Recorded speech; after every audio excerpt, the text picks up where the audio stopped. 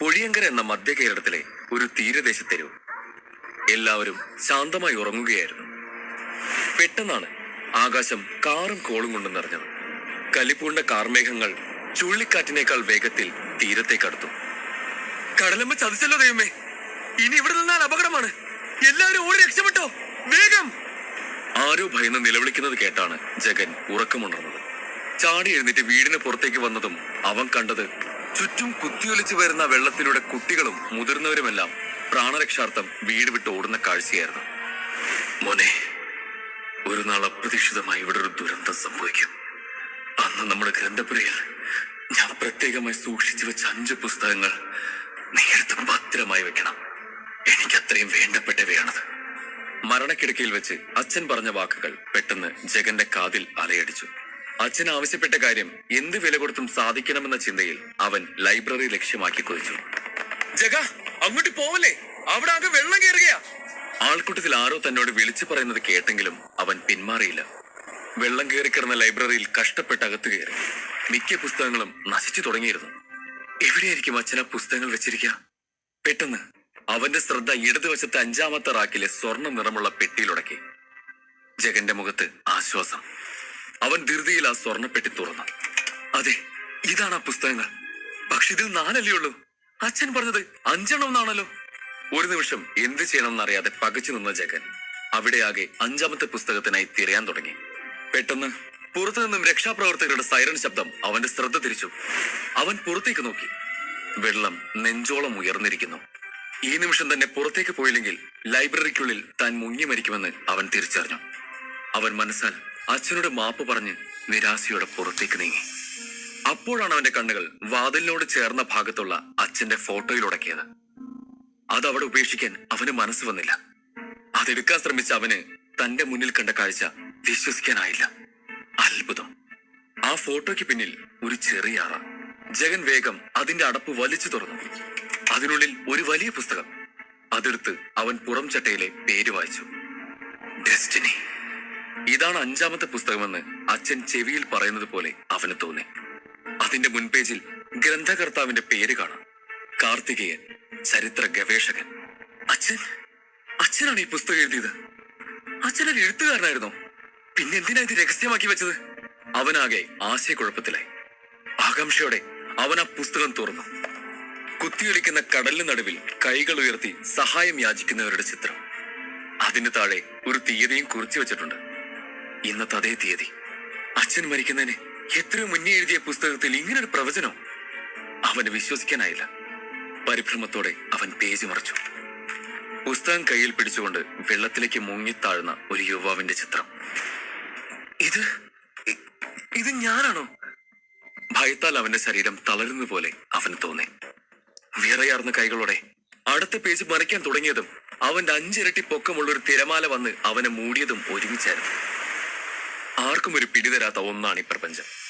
സൂര്യൻ കേന്ദ്രമായ സൗരയൂഥത്തിലെ ഒരു ഗ്രഹം മാത്രമാണ് ഭൂമി.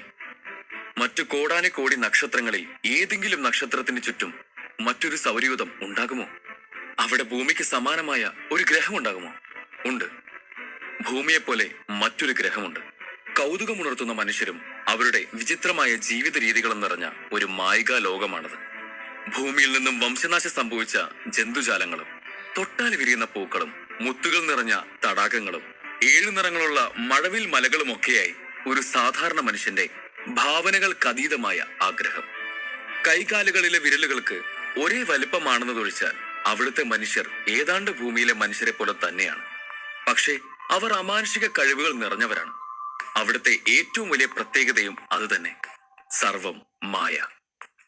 ശാരീരിക ബലത്തിന്റെ അടിസ്ഥാനത്തിലാണ് ഏറ്റവും മികച്ച മനുഷ്യൻ ആരെന്നവർ തീരുമാനിക്കുന്നത്. അവിടെ എല്ലാവരും അവരവരുടെ ശാരീരിക ക്ഷമതയുടെ അടിസ്ഥാനത്തിൽ 1, 2, 3, 4 എന്നിങ്ങനെയുള്ള സ്ഥാനങ്ങളിൽ റാങ്ക് ചെയ്യപ്പെട്ടിരുന്നു. മികച്ച പരിശീലനത്തിലൂടെ ഏറ്റവും ഉയർന്ന റാങ്കിലെത്താൻ അവരെല്ലാവരും പരസ്പരം മത്സരിച്ചു കൊണ്ടിരുന്നു. ആയതിനാൽ ഭൂമിയിലെ മനുഷ്യരെ അപേക്ഷിച്ച് തലമുറകളായി ആരോഗ്യവാന്മാരും ശക്തരുമായിരുന്നു അവർ. ഏറ്റവും ശക്തരായി തീർന്നവർക്ക് മരണത്തെയും അതിജീവിച്ച് അമരത്വം സ്വീകരിക്കാം. ആ മായിക ലോകത്ത് പ്രശസ്തമായ ഒരു അക്കാദമിയുണ്ട്, സ്കൂൾ ഓഫ് മാജിക്. മന്ത്രവാദവും ആയോധന മുറകളും മറ്റുമാണ് ഇവിടെ പഠിപ്പിക്കുന്നത്. ഒരു വിദ്യാർത്ഥിക്ക് അവിടെ പ്രവേശനം ലഭിക്കാൻ വളരെ എളുപ്പമാണ്. പക്ഷേ അധ്യാപകരാകാൻ അത്ര എളുപ്പമല്ല. കാരണം ഈ അക്കാദമിയിൽ വിദ്യാർത്ഥികളാണ് സ്വന്തം അധ്യാപകരെ തിരഞ്ഞെടുക്കുന്നത്. നിരവധി യോഗ്യതാ പരീക്ഷകളിൽ വിജയിച്ചാൽ മാത്രമേ മാജിക് അക്കാദമിയിൽ അധ്യാപകനാവാൻ സാധിക്കൂ. എല്ലാ വർഷവും ആനുവൽ ഡേയിൽ വിദ്യാർത്ഥികളെ പോലെ അധ്യാപകർക്കും മെറിറ്റ് ടെസ്റ്റ് നടത്താറുണ്ട്. ഇതിൽ ലഭിക്കുന്ന മാർക്കിന്റെ അടിസ്ഥാനത്തിലാണ് കുട്ടികൾ തന്റെ അധ്യാപകരെ തിരഞ്ഞെടുക്കുന്നത്.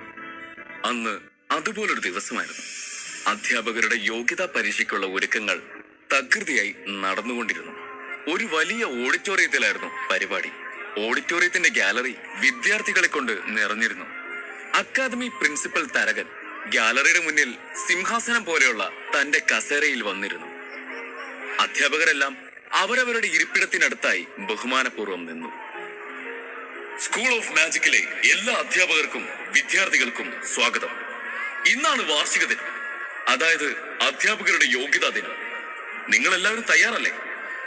തന്റെ ഘനഗാംഭീര ശബ്ദത്തിൽ പ്രിൻസിപ്പൽ തരകൻ അധ്യാപകരോടായി ചോദിച്ചു. അതെ സാർ, ഞങ്ങൾ തയ്യാറാണ്, അവർ ഒരേ സ്വരത്തിൽ പറഞ്ഞു. പ്രിൻസിപ്പൽ തരകൻ മത്സരം ആരംഭിക്കാൻ അനുവാദം നൽകി. പെട്ടെന്ന് തരകന്റെ മുന്നിൽ ഒരു പച്ച വെളിച്ചം തെളിഞ്ഞു വന്നു. ഒരു അധ്യാപകൻ വരാത്തതിനാലാണ് ഒഴിഞ്ഞുകിടക്കുന്ന കസേരയിൽ ആ വെളിച്ചം തെളിഞ്ഞത്. ആരാ വരാത്തത്?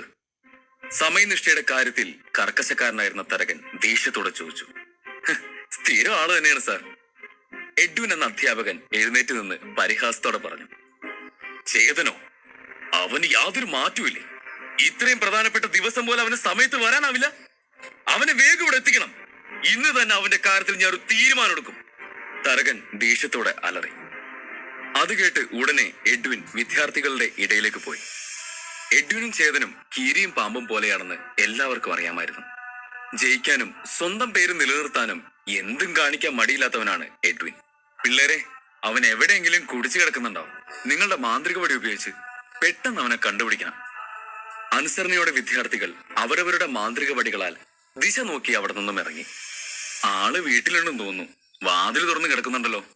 ചേതന്റെ വീടിന് മുന്നിലെത്തിയ വിദ്യാർത്ഥികൾ അയാളെ കുറ്റപ്പെടുത്തിക്കൊണ്ട് ഉള്ളിൽ പ്രവേശിച്ചു. ഒരു വലിയ മുറിയുടെ നടുക്ക് 30-കാരനായ ചേതൻ നിലത്ത് കമിഴ്ന്നു കിടക്കുന്നു. അയാളുടെ സമീപത്തും വീട്ടിലാകെയും മദ്യക്കുപ്പികൾ ചിതറിക്കിടക്കുന്നുണ്ട്. കിടക്കുന്ന കണ്ടില്ലേ? ഇയാളൊരു അധ്യാപകൻ തന്നെ ആണോ? ഒരു ദിവസം പോലും ഈ മനുഷ്യനെ നമ്മൾ സ്വഭാവത്തിൽ കണ്ടിട്ടില്ല, മൂക്ക് പൊത്തിക്കൊണ്ട് വിദ്യാർത്ഥികൾ പറഞ്ഞു. അതിലൊരുവൻ ബക്കറ്റിൽ വെള്ളമെടുത്ത് ചേതന്റെ ദേഹത്തെ കുഴിച്ചു. കുടിച്ച് ബോധമില്ലാതെ കിടന്നിരുന്ന ചേതൻ പെട്ടെന്ന് പിടഞ്ഞെഴുന്നേറ്റ് കണ്ണുകൾ തിരുമി. ഉറക്കച്ചടവിൽ പിറുപിറുത്ത് ചേതൻ പതിയെ എഴുന്നേറ്റു. അവന്റെ കാലുകൾ ഇടറുന്നുണ്ടായിരുന്നു. വീഴാതിരിക്കാൻ അയാളെ ഒരു വിദ്യാർത്ഥി പിടിച്ചു നിർത്തി. സാറിനെ കൂട്ടിക്കൊണ്ടുവരാൻ പ്രിൻസിപ്പൾ പറഞ്ഞു വിട്ടതാ ഞങ്ങളെ. പ്രിൻസിപ്പൽ എന്ന് കേട്ടതും ചേതന് ചെറുതായി സ്ഥലകാലബോധം ഉണ്ടായി. അയ്യോ, ഞാൻ കിടന്നപ്പോ താമസിച്ചു പോയി. ഇന്നാണല്ലേ ആനുവൽ ഡേ? ഒരു മിനിറ്റ്, ഞാൻ ഇപ്പൊ വരാം. ചേതൻ ധൃതിയിൽ ഒരു കുപ്പി മദ്യം ഒറ്റ വലിക്ക് കുടിച്ച് വീടിന് പുറത്തേക്ക് നടന്നു. ഇയാളുടെ ലൂസായ നെറ്റും പോട്ടും എഡ്വിൻ സാറിന് അഴിച്ചോളൂ. അതെ അതെ, ഇന്ന് എന്തായാലും എന്തെങ്കിലുമൊക്കെ നടക്കും. ആടിയാടിയുള്ള ചേതന നടപ്പ് കണ്ട് പിന്നാലെ നടന്ന വിദ്യാർത്ഥികൾ പരിഹസിച്ച് ചിരിച്ചു. ദേഷ്യപ്പെട്ടിരിക്കുന്ന പ്രിൻസിപ്പളുടെ മുന്നിലേക്ക് ചേതൻ നടന്നെത്തി. ഓഡിറ്റോറിയത്തിലുള്ളവരുടെ എല്ലാവരുടെ ശ്രദ്ധ അവനിലാണ്. അവരുടെ മുഖഭാവങ്ങളിൽ നിന്നും ചേതന് രംഗം വളരെ വഷളാന്ന് മനസ്സിലായി. സോറി സാർ, ഞാൻ കുറച്ചു വൈകി. ചേതൻ തല കുനിച്ച് നിന്നുകൊണ്ട് പറഞ്ഞു. നിന്നെ നിയമിച്ച തെറ്റിന് ഞാനാണ് അക്കാദമിയുടെ മാപ്പ് ചോദിക്കേണ്ടത്. ക്ഷമിക്കാവുന്നതിന്റെ മാക്സിമം ഞാൻ ക്ഷമിച്ചു. ഇനി നിന്റെ സേവനം ഇവിടെ ആവശ്യമില്ല, നിനക്ക് പോകാം. പ്രിൻസിപ്പലിന് ദേഷ്യം അടക്കാൻ കഴിഞ്ഞില്ല. ചേതൻ ദയനീയ ഭാവത്തിൽ അയാളെ നോക്കി. എന്താ തുറച്ചു നോക്കുന്നത്? പറഞ്ഞത് മനസ്സിലായില്ലേ? Get out!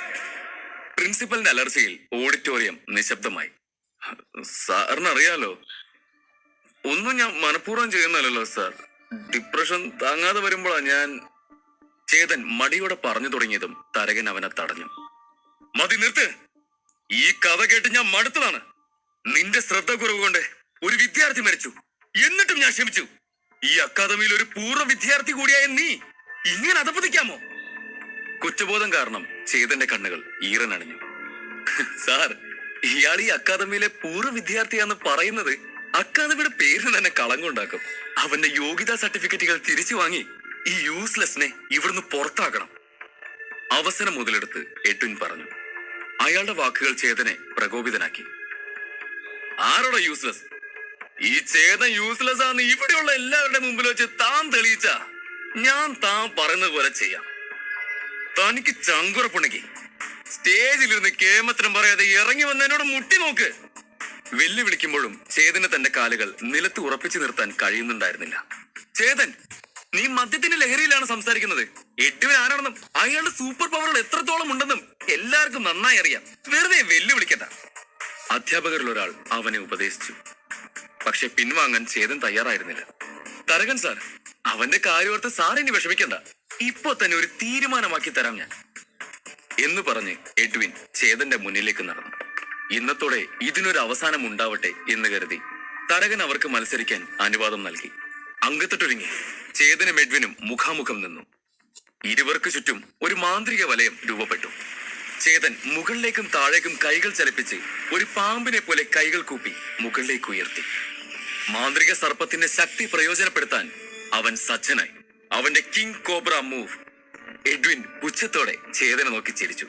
അയാളുടെ ശരീരത്തിന് ചുറ്റും ഒരു കൂറ്റൻ പരുന്തിന്റെ രൂപത്തിൽ നീല നിറത്തിലുള്ള ഒരു അഗ്നിഗോളം പ്രത്യക്ഷമായി. അയാൾ കൈകളും കാലുകളും ചുഴറ്റി തന്റെ ഈഗിൾ മൂവ് പുറത്തെടുത്ത് തയ്യാറായി നിന്നു. ബദ്ധവൈരികളുടെ യുദ്ധം കാണാൻ ഓഡിറ്റോറിയം മുഴുവൻ ആകാംക്ഷയോടെ കാത്തിരുന്നു. ചേതൻ പതിയെ കൈകൾ വിടർത്തി വട്ടത്തിൽ കറക്കിക്കൊണ്ടിരുന്നു. കറക്കലിന്റെ വേഗം ഒരു കൊടുങ്കാറ്റിന്റെ പോലെയായി. ചേതന്റെ കയ്യിൽ ഒരു ചുവന്ന അഗ്നിഗോളം പ്രത്യക്ഷമായി. അതിന് 5 തലകളുള്ള ഒരു പാമ്പിന്റെ രൂപമായിരുന്നു. ഞൊടിയിടയിൽ ചേതൻ അത് എഡ്വിനെ ലക്ഷ്യമാക്കി അയച്ചു. ഏവരും ആവേശഭരിതരായി. എഡ്വിന് നേരെ ചേതൻ ഒന്നിനു പുറകെ ഒന്നായി പ്രഹരം നടത്തിക്കൊണ്ടിരുന്നു. പക്ഷേ എഡ്വിന്റെ മാന്ത്രികതയെ മറികടന്ന് അവനൊന്നും ചെയ്യാനായില്ല. എഡ്വിൻ തന്റെ 5 വിരലുകളും ചുരുട്ടി ഒരു ശക്തമായ മൂവിലൂടെ ചേതന്റെ നെഞ്ചിൽ മിന്നൽ വേഗത്തിൽ പ്രഹരിച്ചു. അടിയുടെ ശക്തി താങ്ങാനാവാതെ അവൻ മാന്ത്രിക വലയത്തിൽ നിന്നും പുറത്തേക്ക് തെറിച്ചു വീണു. ഓഡിറ്റോറിയം ഒന്നടങ്കം കൈയടിച്ച് ആർപ്പ് വിളിച്ചു, Edwin sir, Edwin sir. മദ്യലഹരിയിലായിരുന്ന Chetan എത്ര ശ്രമിച്ചിട്ടും എണീക്കാനായില്ല. എഡ്വിൻ തന്റെ എല്ലാ ശക്തികളും ഉപയോഗിച്ച് മാന്ത്രിക വലയത്തിന് പുറത്തായ ചേതന്റെ കോബ്ര ഫയറിനെ സ്വന്തമാക്കി. ഇപ്പോൾ അയാൾക്ക് സ്വന്തം ശക്തിയോടൊപ്പം ചേതന്റെ ശക്തിയുമുണ്ട്. തന്റെ ആകെയുള്ള സൂപ്പർ പവറും നഷ്ടമായ ചേതൻ എഴുന്നേറ്റില്ല. അവന്റെ ബോധം ഏതാണ്ട് നഷ്ടമായിരുന്നു. 3 അവസരങ്ങൾ നൽകിയിട്ടും പരാജിതനായ ചേതന് 0 മാർക്കാണ് ലഭിച്ചത്. അക്കാദമിയുടെ ചരിത്രത്തിൽ ആദ്യമായി ഒരു അധ്യാപകന് 0 മാർക്ക്. എല്ലാവരും കൈകൊട്ടി ചിരിച്ചു. പ്രിൻസിപ്പൽ ചേതന്റെ അടുത്തേക്ക് പോയി. കൂടുതലൊന്നും ഇനി പറയണ്ടല്ലോ, നിനക്ക് പോകാം, തരകൻ പറഞ്ഞു. സാർ, ഒരു മിനിറ്റ്. തളർന്ന ശബ്ദത്തിൽ ചേതൻ തരകനോട് പറഞ്ഞു. എല്ലാവരും ചേതനെ നോക്കി. തോൽവി ഞാൻ സമ്മതിക്കുന്നു സാർ.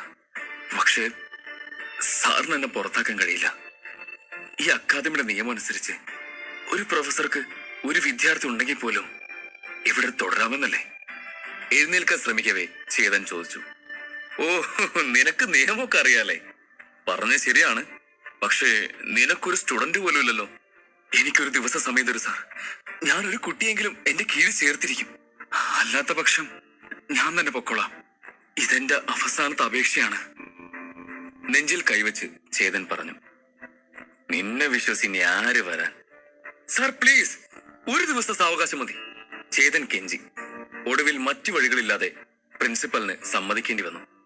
ചേതന് അത് വലിയ ആശ്വാസമായെങ്കിലും എന്ത് ചെയ്യണമെന്ന് അവൻ അറിയില്ലായിരുന്നു. അക്കാദമിയിൽ നിന്നും വീട്ടിലെത്തി ചേതൻ ഒരുപാട് മദ്യപിച്ചു. അവൻ ഏറ്റവും അപമാനിതനായ ദിവസമായിരുന്നു അത്. ശേഷം തെല്ലും ബോധമില്ലാതെ വീടിനടുത്ത പുഴയരികിലൂടെ അവൻ നടന്നു. ചേതന്റെ മനസ്സാകെ വിങ്ങുന്നുണ്ടായിരുന്നു. ജീവിതം അവസാനിപ്പിച്ചാലോ എന്ന് വരെ അവന് തോന്നിപ്പോയി. അപ്പോഴാണ് അക്കാദമിയിലെ കുറച്ച് വിദ്യാർത്ഥികൾ ആ വഴി വരുന്നതായി അവൻ ശ്രദ്ധിച്ചത്. പിള്ളേരെ, എനിക്ക് നിങ്ങളോട് സംസാരിക്കാനുണ്ട്. അവിടെ നിന്ന് അയാൾ മുന്നോട്ട് നീങ്ങിയതും കാലുകളിടറി. ഉഗ്രശബ്ദത്തോടെ അയാൾ പുഴയിൽ വീണു. മദ്യലഹരിയിലായിരുന്നതിനാൽ നീന്താൻ അവനായില്ല. ശ്വാസം കിട്ടാതെ അവൻ പൂർണ്ണമായും നദിയിലേക്ക് മുങ്ങിത്താഴ്ന്നു. ചേതൻ അടിയൊഴുക്കിൽപ്പെട്ടു എന്ന് മനസ്സിലാക്കിയൊരു വിദ്യാർത്ഥി പുഴയിലേക്ക് എടുത്തു ചാടി. കുറച്ചു കഴിഞ്ഞതും ചേതന്റെ തലമുടിയിൽ പിടിച്ചുയർത്തിക്കൊണ്ട് അവൻ ഉയർന്നു വന്നു. അബോധാവസ്ഥയിലായിരുന്ന ചേതനെ അവർ ഉടൻ തന്നെ അടുത്തുള്ള ആരോഗ്യ കേന്ദ്രത്തിലേക്ക് എത്തിച്ചു. അക്കാദമി പ്രൊഫസർമാരും പ്രിൻസിപ്പൽ തരകനും അവിടെ എത്തി. ഡോക്ടർ, ചേതൻ എങ്ങനെയുണ്ട്? പ്രിൻസിപ്പൽ പരിഭ്രമത്തോടെ ചോദിച്ചു. വെള്ളത്തിൽ വീഴവേ അയാളുടെ തല കല്ലിലോ മറ്റോ ശക്തമായി ഇടിച്ചിട്ടുണ്ടായിരുന്നു. ഞങ്ങൾ വളരെയേറെ ശ്രമിച്ചു, പക്ഷേ രക്ഷിക്കാനായില്ല. ക്ഷമിക്കണം. ഡോക്ടർ മറുപടി നൽകി. തരകൻ അത് കേട്ട് ഞെട്ടി. എന്തു പറയണമെന്നറിയാതെ അയാൾ അസ്വസ്ഥനായി. എന്നാൽ ചേതന്റെ മരണവാർത്ത എഡ്വിനെ സന്തോഷിപ്പിച്ചു. ചേത, നീ ജീവിക്കുന്നതിന് നല്ലത് മരിക്കുന്നത് തന്നെയാ, അയാൾ മനസ്സിൽ പറഞ്ഞു. അതേസമയം ഭൂമിയിൽ ജഗൻ വെള്ളത്തിനിടയിൽ തന്റെ ജീവന് വേണ്ടി പിടഞ്ഞുകൊണ്ടിരിക്കുകയായിരുന്നു. അപ്പോഴും അവൻ 5ാമത്തെ പുസ്തകം നെഞ്ചോട് ചേർത്ത് പിടിച്ചിരുന്നു. പെട്ടെന്നാണ് അത് സംഭവിച്ചത്. ജഗന്റെ കയ്യിലിരുന്ന പുസ്തകം മിന്നിത്തിളങ്ങി. പുസ്തകത്തിനുള്ളിൽ നിന്ന് ഒരു സ്വർണ്ണ വെളിച്ചം ഉയർന്നു വന്നു. എങ്ങും സ്വർണ്ണ നിറം മാത്രം. അവന്റെ കണ്ണുകൾ പതിയെ അടഞ്ഞു. ശരീരം നിശ്ചലമായി. മരണം. ജഗന്റെ ആത്മാവ് ഒരു നുറുങ്ങുവെട്ടമായി ശരീരം വിട്ടുയർന്നു. അത് വളരെ വേഗത്തിൽ ആകാശത്തിലെ മേഘങ്ങൾക്കിടയിലൂടെ പ്രകാശ ദൂരങ്ങൾ സഞ്ചരിച്ചു. എങ്ങും കണ്ണഞ്ചിപ്പിക്കുന്ന സ്വർണ്ണ നിറം. പെട്ടെന്നൊരു പടികൂറ്റൻ ഒരു സ്വർണ്ണ വാതിൽ തുറന്നു വന്നു. ആ നുറുങ്ങുവെട്ടം വാതിലിനുള്ളിലേക്ക് നീങ്ങി. അതേസമയം മായിക ലോകത്ത് ചേതന്റെ മൃതദേഹം ഒരു പ്രത്യേക മുറിയിൽ സൂക്ഷിച്ചു വെച്ചിരുന്നു. അച്ഛാ എന്നൊരു വലിയ നിലവിളിയോടെ ജഗൻ പിടഞ്ഞെണീറ്റു. അവൻ കണ്ണുകൾ തുറന്ന് ചുറ്റും നോക്കി. ലൈബ്രറിയിൽ തിരമാലകൾക്കിടയിൽപ്പെട്ട് ശ്വാസത്തിനായി പിടയുന്നതായിരുന്നു അവന്റെ അവസാനത്തെ ഓർമ്മ. ഇപ്പോഴിതാ താൻ ഏതോ മുറിയിൽ കിടക്കുന്നു. ഇതെവിടെയാ? അപ്പൊ ഞാൻ മരിച്ചില്ലേ? കണ്ണുകൾ നന്നായി തിരുമ്മിക്കൊണ്ട് അവൻ ചുറ്റും നോക്കി. ഒരു കടലാസിൽ എന്തോ കുറിച്ചുകൊണ്ട് മുറിയിൽ കയറിയ ഡോക്ടർ തല ഉയർത്തി നോക്കിയതും ആശ്ചര്യം കാരണം അയാളുടെ കണ്ണുകൾ വിടർന്നു. ഇതാരാ? ജഗൻ ചിന്തിച്ചു. നിങ്ങൾ ആരാണ്? എന്നെ എന്തിനാ ഇവിടെ കിടത്തിയിരിക്കുന്നത്? ചേതന്റെ ശബ്ദം കേട്ട് ഡോക്ടർ പേടിച്ചു. അല്പം മുമ്പ് മരിച്ചെന്ന് താൻ ഉറപ്പുവരുത്തിയ ചേതൻ തന്നെയാണോ തന്നോട് ഇപ്പോൾ സംസാരിച്ചത്? ഇനി തനിക്ക് തെറ്റുപറ്റിയതാണോ? തന്നോടാണ് ഞാൻ ചോദിച്ചത്. ഞാനിത് എവിടെയാ? ഡോക്ടറുടെ അങ്കലാപ്പം മനസ്സിലാക്കിക്കൊണ്ട് ജഗൻ വീണ്ടും ചോദിച്ചു. മിറാക്കിൾ, ചേതൻ മരിച്ചിട്ടില്ല. കയ്യിലുള്ള കടലാസുകൾ വലിച്ചെറിഞ്ഞുകൊണ്ട് ഡോക്ടർ പുറത്തേക്കോടി. ഏത് ചേതൻ? ഇവിടെ ആരും കാണുന്നില്ലല്ലോ. ജഗന് ഒന്നും മനസ്സിലായില്ല. ഇനി എന്നെ തന്നെയാണോ അയാൾ ഉദ്ദേശിച്ചത്? എടോ, എന്റെ പേര് ചേതന്നല്ല, ജഗൻ. ജഗനാണ് ഞാൻ. അവൻ പുറത്തേക്ക് നോക്കി ഉച്ചത്തിൽ വിളിച്ചു പറഞ്ഞു. ജഗനി മായിക ലോകത്ത് പുനർജനിക്കാൻ കാരണം എന്തായിരിക്കും? ഡെസ്റ്റിനി പുസ്തകമായിരിക്കുമോ ജഗൻ ഇവിടെ എത്തിച്ചത്? അതോ മറ്റെന്തെങ്കിലും? പ്രിൻസിപ്പൽ മരിച്ചിട്ടില്ല. ഡോക്ടറുടെ അലർച്ച ആ കെട്ടിടമാകെ അലയടിച്ചു. നിമിഷ നേരം കൊണ്ട് ചേതന്റെ മുറി ആൾക്കാരെ കൊണ്ട് നിറഞ്ഞു. എല്ലാവരും ഒരുപോലെ ഞെട്ടല്ലായിരുന്നു. നിങ്ങൾക്കാരാ? എന്തെവിടെ നടക്കുന്നേ? ജഗൻ എല്ലാവരോടുമായി ചോദിച്ചു. അതാണ് ഞങ്ങൾക്ക് മനസ്സിലാവാത്തത്. മരിച്ചുപോയ നീ എങ്ങനെയാണ് ജീവനോടെ ഇരിക്കുന്നത്? ആശ്ചര്യം വിട്ടുമാറാതെ അവർ മറുപടി പറഞ്ഞു. ദൈവമേ, ഞാൻ മരിച്ചില്ലേ? അപ്പോ സുനാമി വന്നതോ? ഞാൻ ലൈബ്രറിയിൽ വെച്ച് വെള്ളത്തിൽ മുങ്ങി ശ്വാസം കിട്ടാതെ പിടഞ്ഞതോ? അതൊക്കെ ഒരു സ്വപ്നമായിരുന്നു. അവൻ ചിന്തിച്ചു. ചേതൻ, നിന്നെ വീണ്ടും കാണാൻ പറ്റുമെന്ന് ഞാൻ കരുതിയില്ല. എല്ലാവരെയും മറികടന്ന് പ്രിൻസിപ്പൽ തരകൻ മുന്നിലേക്ക് വന്നുകൊണ്ട് പറഞ്ഞു. ചേതനോ? സാർ, ഞാൻ ചേതനല്ല. നിങ്ങൾക്ക് ആള് മാറിയതാണ്. എനിക്ക് എന്റെ വീട്ടിൽ പോണം. ഇതെവിടെയാ സ്ഥലം? ചേതൻ, വീഴ്ചയുടെ ആലസ്യം ഇനിയും മാറിയിട്ടില്ലെന്ന് തോന്നുന്നു. ഇന്ന് നന്നായി റെസ്റ്റ് എടുക്കുക. പിന്നെ രാവിലെ പറഞ്ഞതിൽ മാറ്റമില്ല. ഒരു കുട്ടിയെ നിന്റെ കീഴിൽ ചേർത്തേ പറ്റും. മറക്കണ്ട, ഡീൽ ഈസ് ഡീൽ. മറക്കണ്ട, ടേക്ക് കെയർ. ഇത്രയും പറഞ്ഞുകൊണ്ട് പ്രിൻസിപ്പൽ അവിടെ നിന്നും പോയി. അപ്പോഴാണ് ചേതന്റെ ഉറ്റ സുഹൃത്തും മാജിക് അക്കാദമിയിലെ പിയൂണുമായ അലക്സ് അവിടേക്ക് വന്നത്. ചേതൻ, നീ ഓക്കെ അല്ലടാ? നിന്നെ കണ്ടപ്പോഴാ എന്റെ ശ്വാസം നേരെയത്. നിന്റെ ഒരു കുടി. ഇന്ന് നീ ഇത് അവസാനിപ്പിച്ചോളണം. അവന്റെ പരിഭ്രമം ഇനിയും മാറിയിട്ടില്ലായിരുന്നു. ആരാണ് ചേതൻ? എന്നെ നോക്കി എല്ലാവരും എന്താ ഒരേ കാര്യം പറയുന്നത്? ജഗന്റെ മനസ്സിലൂടെ പല ചിന്തകളും കടന്നുപോയി. കുടിച്ച് ബോധമില്ലാതെ എന്തിനാ പുഴക്കരയിൽ പോയത്? വേറെ എവിടെയോ നോക്കിയിരുന്ന ചേതന്റെ കൈ പിടിച്ച് കുലുക്കിക്കൊണ്ട് അലക്സ് ചോദിച്ചു. അപ്പോഴാണ് ചേതൻ അവന്റെ കൈവിരലുകൾ ശ്രദ്ധിക്കുന്നത്. 5 വിരലുകൾക്കും ഒരേ വലിപ്പമായിരുന്നു. പരന്നു തടിച്ച് നീളം കുറഞ്ഞ അലക്സിന്റെ രൂപവും അല്പം വ്യത്യസ്തമായിരുന്നു. നമ്മളെപ്പോലൊക്കെ തന്നെ. പക്ഷെ ഇവിടെ എല്ലാരും കുറച്ച് വ്യത്യസ്തരാണല്ലോ. ഇതേതാ രാജ്യം? ഇനി വല്ല ഗുഹാമനുഷ്യരുടെ ഇടയിലെങ്ങാനോ ആണോ? എവിടെയോ എന്തോ പന്തികേട് തോന്നിയ ജഗൻ ചാടി എഴുന്നേറ്റു. ആരാണ് നിങ്ങളൊക്കെ? ഞാനിത് എവിടെയാണ്? എനിക്ക് എന്റെ വീട്ടിൽ പോണം. പരിഭ്രാന്തിയോടെ അവൻ ഇറങ്ങി ഓടാൻ ശ്രമിച്ചു. നിനക്കിത് എന്തു പറ്റി? സത്യം പറടാ, ഇന്നലെ നീ വല്ല പുതിയ ബ്രാൻഡോ മറ്റോ ട്രൈ ചെയ്തോ? ആകെ മൊത്തൊരു കിളിപോയ അവസ്ഥയാണല്ലോ. ജഗന്റെ കയ്യിൽ പിടിച്ചു നിർത്തിക്കൊണ്ട് അലക്സ് പറഞ്ഞു. അലക്സിൽ നിന്ന് കൈ വിടുവിപ്പിക്കാൻ നോക്കവേ ചേതൻ തന്റെ വിരലുകൾ കണ്ട് ഞെട്ടിപ്പോയി. എന്റെ വിരലുകൾ എന്താ ഇങ്ങനെ? അലക്സിന്റെ കൈവിരലുകൾ പോലെ തന്നെയാണ് തന്റെ വിരലുകളും എന്ന തിരിച്ചറിവിൽ അവൻ സ്തംഭിച്ചു നിന്നു. അവൻ തന്റെ വിരലുകൾ മാറി മാറി നോക്കി. പരിഭ്രമത്തോടെ തലയുയർത്തി നോക്കിയതും മുറിയിലെ കണ്ണാടിയിൽ അവൻ അവന്റെ രൂപം കണ്ടു. അവന്റെ ശരീരം അടിമുടി വിറയ്ക്കാൻ തുടങ്ങി. ദൈവമേ, ആരാണത്? എന്റെ മുഖത്തിന് എന്തു പറ്റി? ഇതേതാ സ്ഥലം?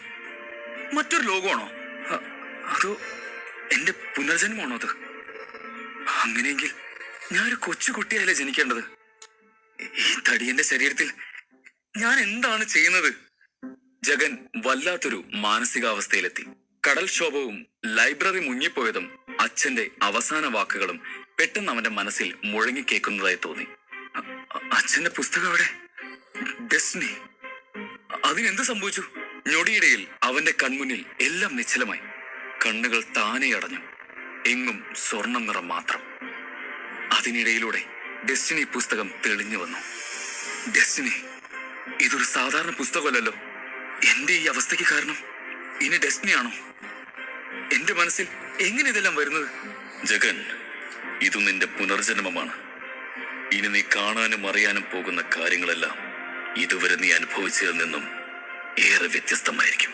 കാരണം ഇത് ഭൂമിയല്ല. ഇവിടുള്ളവർ സാധാരണ മനുഷ്യരുമല്ല. ഈ ലോകത്തിലേക്ക് നീ എന്തിനാണ് എത്തിച്ചേർന്നതെന്നും എന്തിനാണ് ഈ ശരീരത്തിൽ പ്രവേശിച്ചതെന്നും കാലം നിനക്ക് മുന്നിൽ തുറന്നു കാണിക്കും. നിന്റെയും ഈ മായിക ലോകത്തിന്റെയും നിലനിൽപ്പ് പരസ്പരം ബന്ധപ്പെട്ടിരിക്കുകയാണ്. ഇനി ഇവിടമാണ് നിന്റെ വീട്. ഇനി നീ ജഗനല്ല, ചേതനാണ്. ചേതൻ. പുസ്തകത്തിൽ നിന്നും അശരീരി ഉയർന്നത് കേട്ട് അവൻ പരിഭ്രാന്തനായി. വിശ്വസിക്കാനാവുന്നില്ലെങ്കിലും ഇവിടെ നടന്നത് ഒന്നും സ്വപ്നമല്ല എന്ന സത്യം ജഗന് മനസ്സിലായി. അവൻ തന്റെ മനസ്സിനെ ശാന്തമാക്കി. ഡെസ്റ്റിനി പുസ്തകം അപ്രത്യക്ഷമായി. പതിയെ അവന്റെ കണ്ണുകൾ തുറന്നപ്പോൾ അലക്സ് മുമ്പിലിരിക്കുന്നത് കണ്ടു. എന്താ Chetan, are you okay now? Alex അവനോട് ചോദിച്ചു. ചേതൻ മറുപടി പറഞ്ഞില്ല. ഡാ, നീ എന്തൊന്നും പറയാതെ? വെള്ളത്തിൽ വീണപ്പോ നിന്റെ തലയ്ക്കെന്തെങ്കിലും പറ്റിയോ? ചേതനെ കുലുക്കിക്കൊണ്ട് അലക്സ് ചോദിച്ചു. ആ സമയത്ത് ഡോക്ടർ റൂമിലേക്ക് വന്നു. ചേതൻ, വേറെ കുഴപ്പമൊന്നുമില്ലല്ലോ. എന്റെ കരിയറിൽ ആദ്യത്തെ അനുഭവമാണത്. എന്തായാലും ഇന്ന് തന്നെ വീട്ടിൽ പൊക്കോളും. ഇപ്പോഴുള്ള അസ്വസ്ഥതകളൊക്കെ മാറിക്കോളും. ഡോക്ടർ പറയുന്നത് യാന്ത്രികമായി കേട്ടുകൊണ്ടിരിക്കുകയായിരുന്നു ചേതൻ. കണ്ണ് മിരിച്ചിരിക്കാതെ വാ, വീട്ടിൽ പോവാം. അലക്സ് അവന്റെ കൈ പിടിച്ച് മെല്ലെ നടത്തിച്ചു. ആശുപത്രിയുടെ പുറത്തെ ലോകം അവന്റെ ചിന്തകൾക്ക് അതീതമായിരുന്നു. അവനൊരു കൊച്ചു കുഞ്ഞിനെ പോലെ ചുറ്റും കൗതുകത്തോടെ നോക്കി നടന്നു. മരം കൊണ്ടുണ്ടാക്കിയ വലിയ ഒറ്റ ചക്രമുള്ള ഒരു രൂപത്തിന്റെ അടുത്തേക്കാണ് അലക്സ് അവനെ കൂട്ടിക്കൊണ്ടുപോയത്. അതൊരു ഡിജിറ്റൽ കാറാണെന്ന് പിന്നീടാണ് അവന് മനസ്സിലായത്. തന്റെ കുറിയ വിരലുകൾ മാത്രം വെച്ച് അലക്സ് അത് ഓടിക്കുന്നത് ആശ്ചര്യത്തോടെ അവൻ നോക്കി നിന്നു. പച്ച നിറമുള്ള ആകാശവും കടും ചുവപ്പ് നിറങ്ങളുള്ള ചെടികളും മഴവിൽ മലകളും നിറഞ്ഞ ഒരു പുതിയ ലോകം ജഗന്റെ കണ്ണുകൾ ഒപ്പിയെടുത്തു. ഡ്രാഗൺ ആകൃതിയിലുള്ള ചെറിയ പക്ഷികൾ ആകാശത്ത് അങ്ങോട്ടും ഇങ്ങോട്ടും പറന്നു നടക്കുന്നുണ്ടായിരുന്നു. ഭൂമിയേക്കാൾ 10 മടങ്ങ് സുന്ദരമാണിവിടം, അവൻ ചിന്തിച്ചു. വഴിയിൽ കണ്ട വീടുകൾക്കെല്ലാം ഒരേ ആകൃതിയായിരുന്നു. ഒറ്റ നോട്ടത്തിൽ ഏതോ ഒരു ഭീമൻ പക്ഷി ഇട്ട മുട്ട പോലെ ജഗന് തോന്നി. വീടെത്തി, ഇറങ്ങ്. അലക്സ് വണ്ടി നിർത്തി. ജഗൻ പതിയെ കാറിൽ നിന്ന് ഇറങ്ങി നിന്നു. മുമ്പിലായി ഗോളാകൃതിയിലുള്ള 5 വീടുകളുണ്ടായിരുന്നു. അയ്യോ, ഇതിലേത് വീട്ടിലേക്കാണ് പോവേണ്ടത്? ചേതന്റെ വീട് അതിലേതാണെന്നറിയാത്ത ജഗൻ ആശങ്കയിലായി. ആ, ഒരു വഴിയുണ്ട്, അവൻ ചിന്തിച്ചു. അയ്യോ, എനിക്ക് നടക്കാൻ പറ്റുന്നില്ല, കാലുകൾ വേദനിക്കുന്നു. തന്റെ കാലുകൾ പിടിച്ച് നിലത്തേക്കിരുന്ന് അവൻ വേദന അഭിനയിച്ചു. അയ്യോ, പെട്ടെന്ന് എന്തു പറ്റി? ഇവിടെ എത്തുന്നവരെ ഒരു കുഴപ്പമില്ലായിരുന്നല്ലോ. അവനെ പിടിച്ചെഴുന്നേൽപ്പിച്ചുകൊണ്ട് അലക്സ് ചോദിച്ചു. അറിയില്ല, എന്റെ കാലിന് നല്ല വേദന, നടക്കാനാവുന്നില്ല. നീ എന്നെ ഒന്ന് വീട് വരെ എത്തിക്കോ? ശരി വാ, ഞാനാക്കി തരാം. ഐഡിയ ഏറ്റ സന്തോഷത്തിൽ ഉള്ളിൽ അവൻ ചിരിച്ചു. അലക്സ് അവനെ ചേർത്ത് പിടിച്ചുകൊണ്ട് വീടിന് അടുത്തേക്ക് നടന്നു. ആകെ അലങ്കോലമായി കിടക്കുന്ന വീട് കണ്ട് ജഗൻ അറപ്പ് തോന്നി. അവൻ മുഖം ചുളിച്ചു. എന്താടാ വൃത്തികെട്ട റിയാക്ഷൻ? നിന്റെ വീട് നീ മറന്നോ? അവന്റെ മുഖഭാവം ശ്രദ്ധിച്ചുകൊണ്ട് അലക്സ് ചോദിച്ചു. ഇല്ല, ഞാൻ വെറുതെ. എന്നാ നീ റെസ്റ്റ് എടുക്ക്, ഞാൻ പോയി നാളെ രാവിലെ വരാം. അലക്സ് അവിടെ നിന്നും പോയി. അരികിലെ ഉരുണ്ട തടി സോഫയിൽ അവനിരുന്നു. അവൻ ആകെ അവശനായിരുന്നു. പഴയ കാര്യങ്ങൾ ഓർക്കാൻ അവൻ ശ്രമിച്ചു. പെട്ടെന്ന് അവന്റെ ശ്രദ്ധ മുറിയിലെ ഒരു പൊട്ടിയ കണ്ണാടിമേലായി. അവൻ അതെടുത്ത് സ്വന്തം രൂപം നോക്കി. എനിക്ക് നീ ആരാണെന്നറിയില്ല. ഇതെന്റെ അച്ഛൻ എനിക്ക് തന്ന രണ്ടാം ഊഴമാണ്. എന്റെ മരണത്തിന്റെയും പുനർജന്മത്തിന്റെയും ഒക്കെ പുറകിൽ ശക്തമായ എന്തോ കാരണമുണ്ടെന്ന് എന്റെ മനസ്സ് പറയുന്നു. ആ, എല്ലാം കാലം തെളിയിക്കട്ടെ. ഇന്നു മുതൽ ഞാൻ നീയായിരിക്കും ചേതൻ. കണ്ണാടി നോക്കി ഏറെ നേരം ഇരുന്ന ചേതൻ അറിയാതെ ഉറങ്ങിപ്പോയി. പിറ്റേന്ന് ഉറക്കമിണീറ്റ് അവൻ വീടിന് പുറത്തേക്കിറങ്ങി പച്ച നിറമുള്ള ആകാശത്തേക്ക് നോക്കി നിന്നു. അവൻ എന്തെന്നറിയാത്ത ഒരു ഉന്മേഷം അനുഭവപ്പെട്ടു. അപ്പോഴാണ് തന്നെ ആരോ വിളിക്കുന്നത് പോലെ അവന് തോന്നിയത്. ചേതൻ, എങ്ങനെയുണ്ടടാ? വീടിന് മുന്നിൽ കാർ നിർത്തി അലക്സ് അവനോട് ചോദിച്ചു. ഇപ്പൊ എന്നെ നോക്കി നീ തന്നെ പറഞ്ഞേ, എങ്ങനെയുണ്ട് എന്നെ കാണാൻ? അവനിലെ പുത്തൻ പ്രസരിപ്പ് അലക്സിനെ ആശ്ചര്യപ്പെടുത്തി. ഇന്നലെ വരെ കണ്ട വഷളം ചേതനല്ല, കണ്ടില്ലേ, ഇത് പുതിയ ചേതനാ. ചേതൻ 2.0. ഇതെന്തൊരു മാറ്റം, അതും ഒറ്റ രാത്രി കൊണ്ട്. ഇനിയാണ് കളി തുടങ്ങാൻ പോകുന്നത് മോനെ. ചേതൻ ആരാണെന്ന് ഈ ലോകത്തെ കാണിക്കും ഞാൻ, ആത്മവിശ്വാസത്തോടെ അവൻ പറഞ്ഞു. അല്ലെങ്കിലും നീ ആരാണെന്ന് കാണിച്ചേ പറ്റുള്ളൂ. ചുമ്മാ ഡയലോഗ് അടിക്കാതെ ഒരു വിദ്യാർത്ഥിയെ ചേർത്ത് സ്വന്തം പണി കളയാൻ നോക്ക്, അലക്സ് അവനോട് പറഞ്ഞു. ആ മതി മതി, നീ വണ്ടി എടുക്ക്. ചേതൻ, തമാശയല്ല. നിനക്കിപ്പോ മാന്ത്രിക ശക്തികൾ ഒന്നും തന്നെയില്ല. മാത്രമല്ല, നിന്റെ ശാരീരിക ക്ഷമത ലെവൽ 3 ആണ്. അതുകൊണ്ട് നിന്റെ അടുത്ത് വരുന്ന വിദ്യാർത്ഥികൾ പോലും നിന്നേക്കാൾ ബലവാന്മാരായിരിക്കും. കള്ളം പറഞ്ഞിട്ടാണെങ്കിലും എങ്ങനെയെങ്കിലും ഒരു വിദ്യാർത്ഥിയെ ചേർക്കാൻ നോക്കണം, ഇല്ലെങ്കിൽ നിന്റെ പണി തെറിക്കും, അലക്സ് ഉപദേശിച്ചു. മാന്ത്രിക ശക്തിയോ? അതെന്താ? അമ്പരപ്പോടെ ചേതൻ ചോദിച്ചു. ഒരെണ്ണം തന്നാലുണ്ടല്ലോ, ഇന്നലെ നിന്റെ തലയ്ക്ക് കാര്യമായിട്ട് എന്തോ പറ്റിയിട്ടുണ്ട്. തൽക്കാലം നീ വേറൊന്നും ചിന്തിക്കണ്ട. വേഗം പോയി ഒരു വിദ്യാർത്ഥിയെ ചേർക്കാൻ നോക്ക്. നിമിഷങ്ങൾക്കകം അവർ സ്കൂൾ ഓഫ് മാജിക്കിൽ എത്തിച്ചേർന്നു. ചേതൻ അത്ഭുതത്തോടെ ചുറ്റും നോക്കി. അന്തരീക്ഷത്തിൽ എങ്ങും പൊങ്ങിക്കിടക്കുന്ന കൽത്തൂണുകൾ. എന്തായിരിക്കും അതെന്ന് ആശ്ചര്യത്തോടെ ചിന്തിച്ചുകൊണ്ട് അവൻ അകത്തേക്ക് കയറി. അവന്റെ മുന്നിൽ 3 വാതിലുകൾ തുറക്കപ്പെട്ടു. ഒരു നിമിഷം ആലോചിച്ച് ചേതൻ ഇടതുവശത്തേക്ക് തിരിഞ്ഞു. ഇവനെ ഞാൻ... നീ ആ വഴിക്ക് അങ്ങോട്ടാ, ടീച്ചേഴ്സ് റൂം നേരെയല്ലേ? അലക്സ് പെട്ടെന്ന് ചേതന്റെ കയ്യിൽ പിടിച്ചു നിർത്തി. ആ ശരിയാ, പെട്ടെന്ന് തെറ്റിപ്പോയി, ഒരു പരുങ്ങലോടെ പറഞ്ഞുകൊണ്ട് അവൻ ഉള്ളിലേക്ക് കയറി. അലക്സ് ഓഫീസ് മുറിയിലേക്ക് പോയതോടെ തനിച്ചായ ചേതൻ തന്റെ മുറി നോക്കി വളഞ്ഞു പുളഞ്ഞൊഴുകുന്ന കോണിപ്പടികളിലൂടെ മുന്നോട്ട് പോയി. പടിക്കെട്ടിന് ഇരുവശവും ഒരുപാട് മുറികളുണ്ടായിരുന്നു. എല്ലാ മുറികളും ഒരുപോലെ ഉണ്ടല്ലോ, ഇതിലേതാ ചേതന്റെ? സംശയത്തോടെ അവൻ മുന്നോട്ട് നടന്നു. അടുക്കും ചിട്ടയുമുള്ള ഒരുപാട് മുറികളുടെ ഇടയിൽ പൊടി പിടിച്ച് ആകെ വൃത്തികേടായി കിടക്കുന്ന ഒരു മുറി അവന്റെ ശ്രദ്ധയിൽപ്പെട്ടു. ആ, ഇത് തന്നെ ചേതന്റെ മുറി. അവന്റെ വീടിന്റെ കോലം ഞാൻ കണ്ടാണല്ലോ, വൃത്തികേട്ടവൻ. ചിരിച്ചുകൊണ്ട് ചേതൻ അകത്തേക്ക് കയറി. അലങ്കോലമായി കിടന്ന ആ മുറി വളരെ കഷ്ടപ്പെട്ട് അവൻ വൃത്തിയാക്കി. അലക്സ് പറഞ്ഞതുപോലെ ഒരു സ്റ്റുഡന്റിനെ കിട്ടാൻ എന്താ വഴി?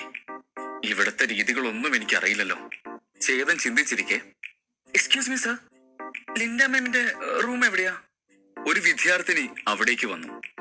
ലിൻഡ മാം? ഓ, നമ്മുടെ ലിൻഡ മാം. എന്താ കാര്യം? അവർ ആരാണെന്ന് അറിയില്ലെങ്കിലും അത് ഭാവിക്കാതെ ചേതൻ മറുപടി പറഞ്ഞു.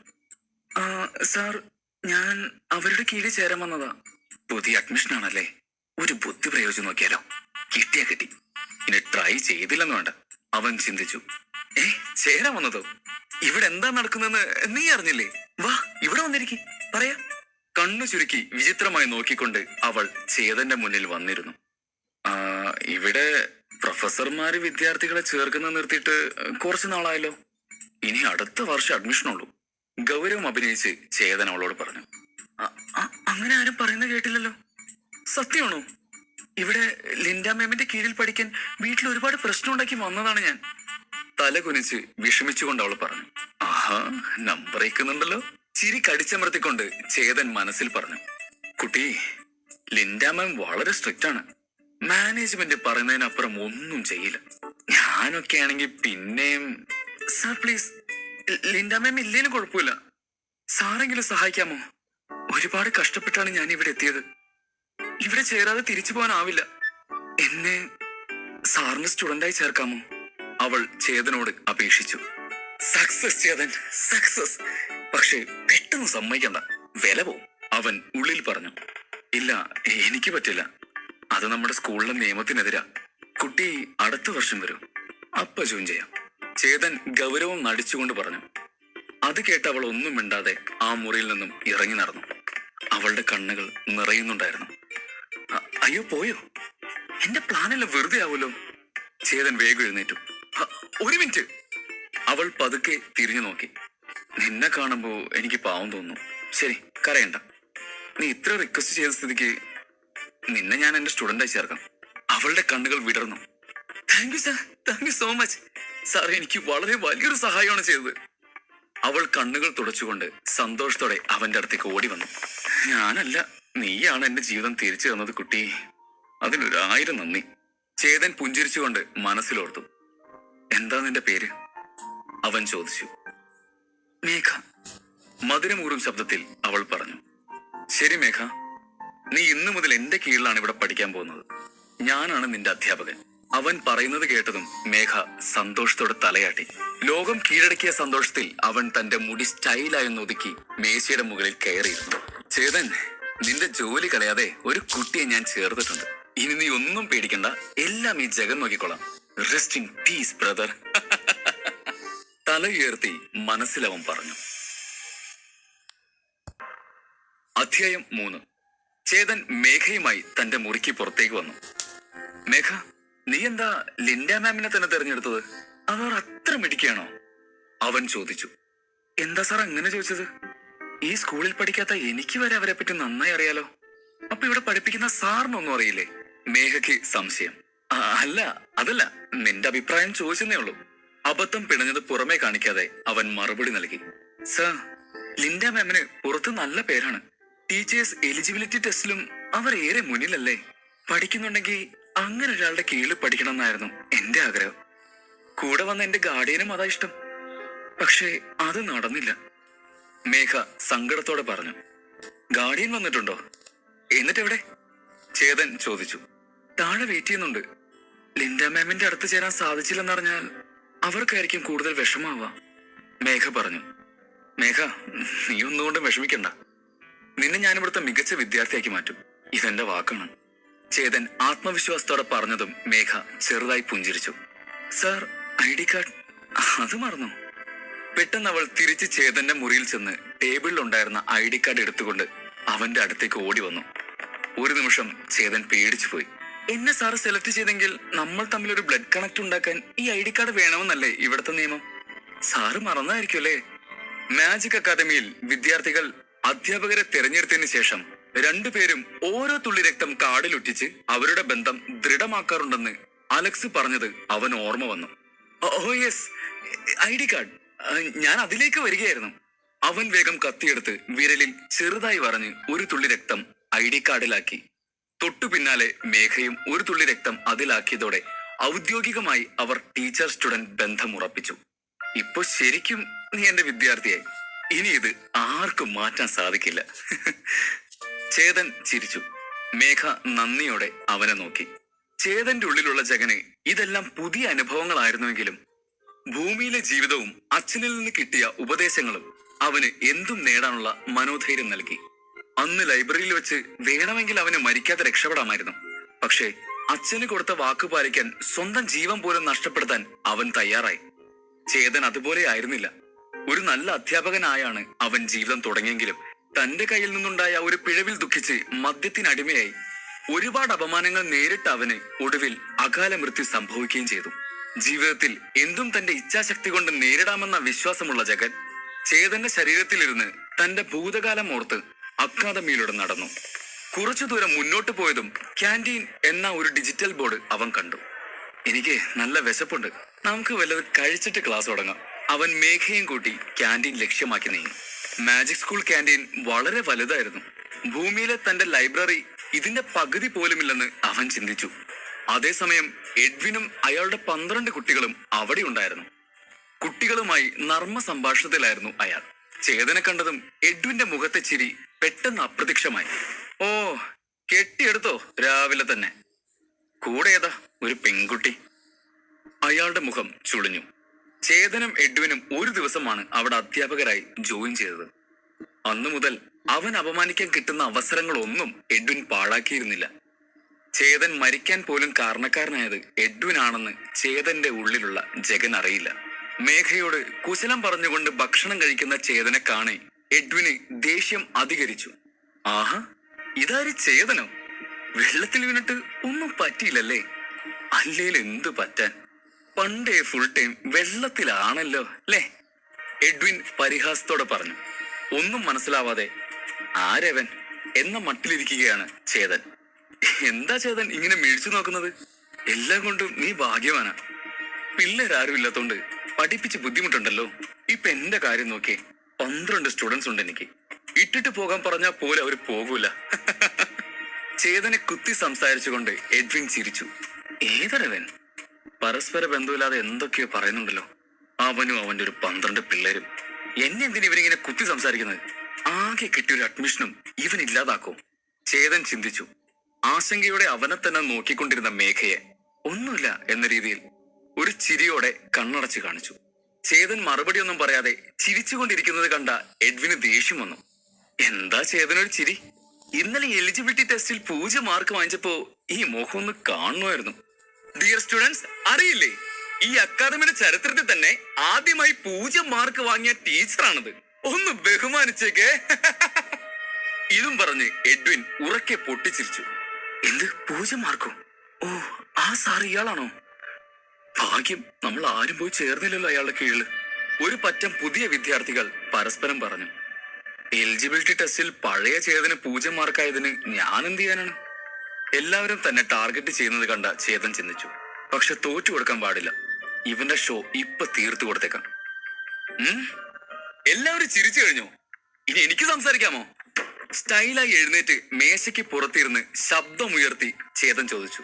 എഡ്വിന്റെ ഭാവം പെട്ടെന്ന് മാറി. ഇനി എന്ത് സംസാരിക്കാൻ? നിന്നെ പറ്റി ഇവിടെ എല്ലാവർക്കും അറിയാം. അത്രയ്ക്ക് ഫേമസ് ആണല്ലോ.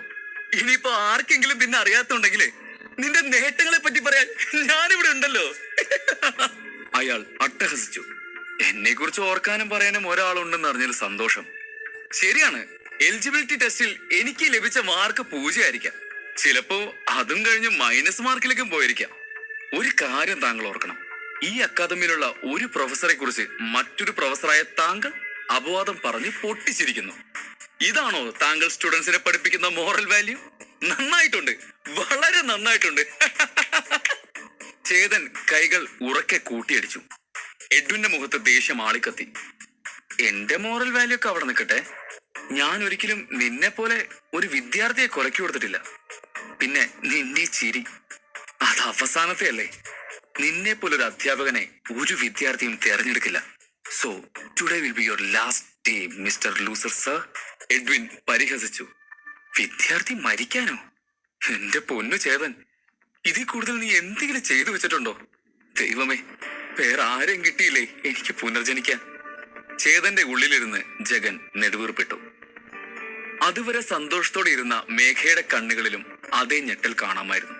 ചേതന്റെ കീഴിൽ ചേരാൻ വന്ന വിദ്യാർത്ഥിയാണ് മേഘ എന്ന് മനസ്സിലാക്കി അവളെ പിന്തിരിപ്പിക്കാൻ എഡ്വിൻ മനഃപൂർവ്വം പ്രയോഗിച്ച തന്ത്രമാണിതെന്ന് അയാളുടെ കണ്ണുകൾ സൂചിപ്പിച്ചിരുന്നു.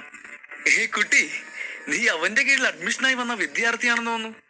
നിന്റെ അസാമാന്യ ധൈര്യത്തിന് എല്ലാ ആശംസകളും. എഡ്വിൻ മേഘയോട് സംസാരിച്ചുകൊണ്ടിരിക്കെ പുറകിൽ നിന്നൊരു വൃദ്ധന്റെ ശബ്ദം കേട്ടതും എല്ലാവരും തിരിഞ്ഞു നോക്കി. ഞാനിതിന് സമ്മതിക്കില്ല. മേഘ ഇയാളുടെ കീഴിൽ പരിശീലിക്കുന്നത് എനിക്ക് ഇഷ്ടമല്ല. മേഘയുടെ ഗാർഡിയനായിരുന്ന ശിവയായിരുന്നു അത്. സാർ, നിങ്ങൾ സംസാരിച്ചെല്ലാം ഞാൻ കേട്ടു. അവൾ ഒരുപാട് ആഗ്രഹിച്ചാണ് ഈ സ്കൂളിൽ വന്നിരിക്കുന്നത്. അവളുടെ ജീവിതം നശിക്കാൻ പാടില്ല. സാർ പ്ലീസ്, അവളെ വിട്ടേക്ക്. അവൾക്കൊരു തെറ്റുപറ്റിയതായി കരുതിയാൽ മതി. ചേതന്റെ മുന്നിൽ കൈകൂപ്പി അയാൾ അപേക്ഷിച്ചു. ശിവാങ്കിൾ പ്ലീസ്, ഈ സ്കൂളിലെ പ്രൊഫസർമാർ വിദ്യാർത്ഥികളെ തെരഞ്ഞെടുക്കുന്നത് നിർത്തിവെച്ചിട്ടും ഞാൻ കരഞ്ഞു പറഞ്ഞപ്പോ സാർ എന്നെ സെലക്ട് ചെയ്തു. അതുകൊണ്ട് സാർ മോശപ്പെട്ട ആളാണെന്ന് തോന്നുന്നില്ല. മേഘ നിഷ്കളങ്കമായി തന്റെ ഗാർഡിയനോട് പറഞ്ഞു. എന്താ നീ പറഞ്ഞത്? പ്രൊഫസർമാർ വിദ്യാർത്ഥികളെ ചേർക്കുന്നില്ലെന്നോ? ആര്? ഇവനാണോ അങ്ങനെ പറഞ്ഞത്? അതെല്ലാം നുണയാണ്. നിന്നെ പറ്റിച്ചതാണ് ഇവൻ. എഡ്വിൻ പൊട്ടിച്ചിരിച്ചുകൊണ്ട് പറഞ്ഞു.